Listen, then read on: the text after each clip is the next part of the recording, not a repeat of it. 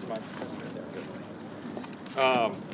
Well, I want to thank Mike, who's the chairman of the Constitution Subcommittee and chaired the hearing that we had this morning regarding the FACE Act. And he just described it ably. I won't repeat any of that.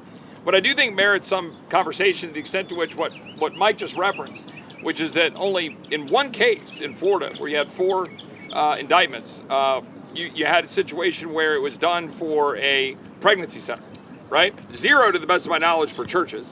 I'm unaware of it ever being used for anything but promotion of the abortion industry. That's what it's being used for. And in fact, in a question, I would just put forth in front of Ms. Camp, who is the lawyer for the National Abortion Federation, formerly a lawyer for the ACLU. And I asked her about a quote from 2015 in which she described, kind of glibly, jokingly, described the crushing of a baby's skull and the sharpness of that skull. I asked her about that quote. She didn't want to talk about it.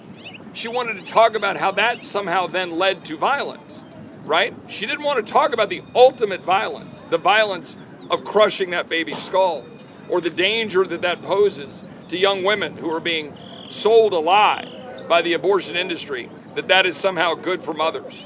Somehow that's good for our young women in this society. And she didn't want to talk about it. I understand why. I do. None of us are talking about, particularly glibly, we're not talking about the crushing of baby skulls. That is reserved for those who are carrying out the most violent acts against the most vulnerable living creatures on this planet, a baby in a mother's womb. And that's what we're talking about. And I think it's critically important that we remember the key part of this.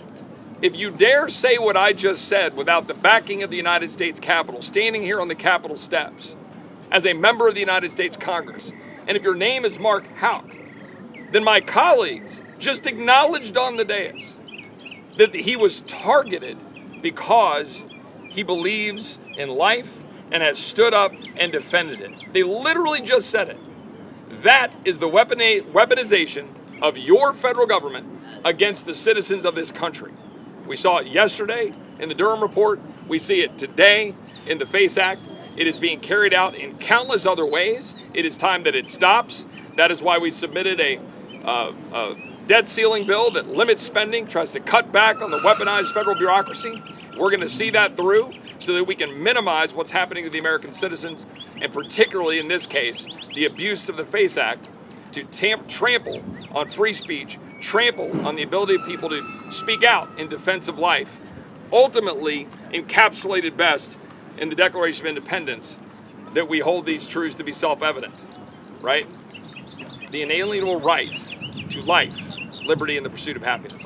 And with that, I'm going to yield to my colleague, Chris Smith.